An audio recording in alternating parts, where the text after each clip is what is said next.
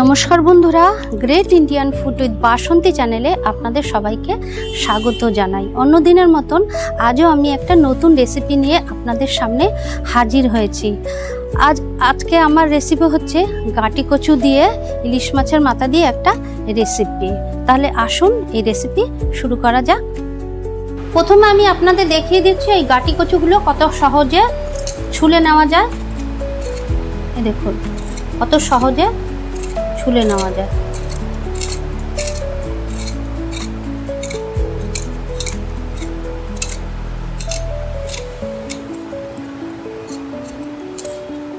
এই দেখুন আমরা ছুরি দিয়ে ছুললাম, এবার এটা দিয়েও ছোলানি দিয়েও বেশ খুব সুন্দর ছোলা যায়। দেখুন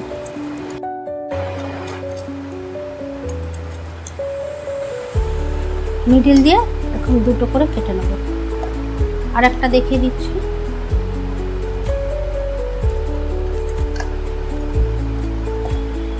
গাটি কচুগুলো আমি খুব ভালো করে ধুয়ে নেব কয়েকবার।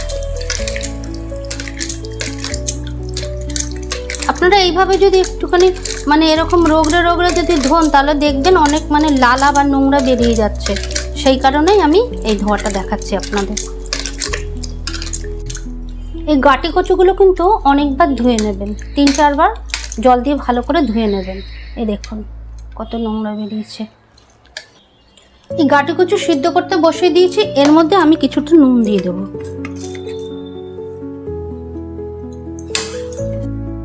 নুন দেওয়ার একটাই কারণ, নুন দিলে গাটি কচু একদম গলা চুলকাবে না, আর এর মধ্যে বেশ লালা থাকে, ওই লালাটা বেরিয়ে যায়। গাটিটা আমার সিদ্ধ হয়ে গেছে, এবার আমি গাটিটা জল ঝরিয়ে নেব। গাটিটা কিন্তু আমি খুব একটা সিদ্ধ করিনি, মোটামুটি একটা সিদ্ধ করে নিয়েছি।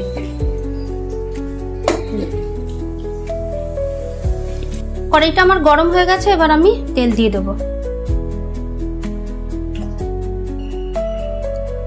পরিমাণ মতো নুন দিয়ে দিচ্ছি, পরিমাণ মতন হলুদ দিয়ে দিচ্ছি,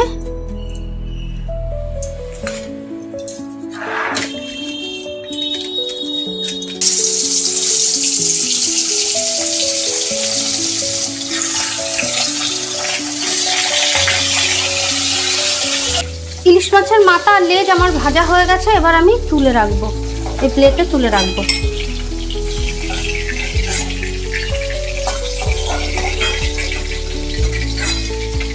ফোড়নে দিয়ে দিচ্ছি কালো জিরে আর 2টো শুকনো লঙ্কা। এবার আমি গাটি কচুগুলো দিয়ে দেব।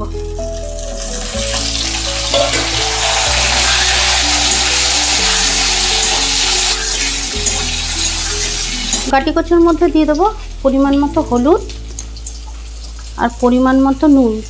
সিদ্ধ করার সময় আমি যেহেতু নুন দিয়েছি, একটু বুঝে দিতে হবে নুনটা।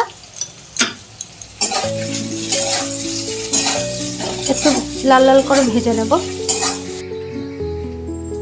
গাটি কচুটা মোটামুটি আমার ভাজা হয়ে গেছে। গাটি কচু খুব একটা ভাজার দরকার হয় না, মোটামুটি একটু ভাজলেই হয়। এবার আমি 3টে কাঁচা লঙ্কা দিয়ে দিচ্ছি ছিঁড়ে।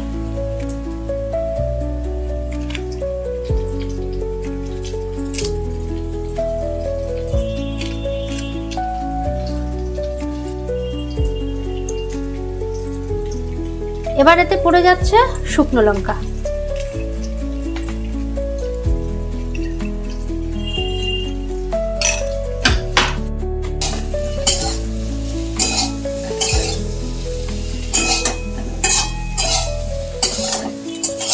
মশলাটা আমার কষানো হয়ে গেছে, এবার আমি এতে জল দিয়ে দেব। পড়ে যাচ্ছে জল।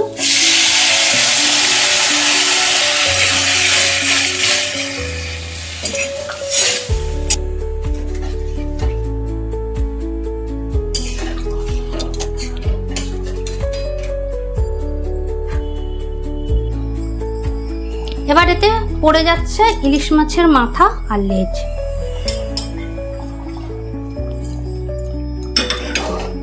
এতে দিয়ে দিচ্ছি 1/2 চামচ জিরের গুঁড়ো। আমার আর কোনো মশলা পড়বে না। 1 মিনিটের মতন আমি ঢেকে রাখবো। গাটি কচুটা আমার খুব ভালো সিদ্ধ হয়ে গেছে। দেখুন আরও একটা দেখিয়ে দিচ্ছি, এই দেখুন খুব ভালো সিদ্ধ হয়ে গেছে। স্বাদকে ব্যালেন্স রাখার জন্য খুব সামান্য একটু চিনি দিয়ে দিচ্ছি। চিনিটা একদম অপশনাল, যার ভালো লাগবে দেবেন, এটা না দিলেও খেতে ভালো লাগবে, দিলেও তো ভালোই লাগবে।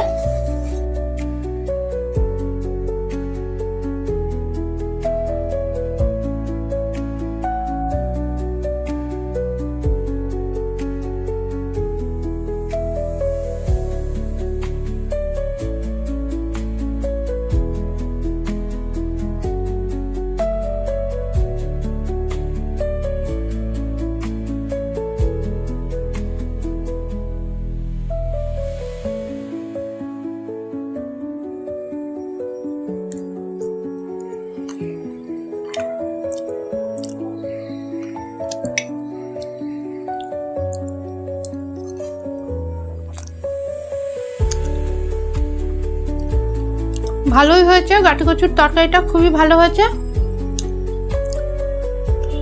তো বন্ধুরা, আপনারা এরকমভাবে গাঠিকচুর তরকারি করে খাবেন। একদম কিন্তু কোনো মশলাই দিইনি, শুধু লঙ্কা আর একটু জিরে দিয়েছি, আর রেগুলারের যে মশলা থাকে সেটাই দিয়েছি। খুব ভালো হয়েছে। এই গাঠিকচুর তরকারিতে কিন্তু বেশি মশলা লাগে না। যারা আমার মতো এরকম গাঠিকচু খেতে ভালোবাসেন অবশ্যই রেঁধে খাবেন, আর আমাকে কমেন্ট করে জানাবেন কেমন লাগলো। ভালো থাকুন, সুস্থ থাকুন, অল দ্য বেস্ট।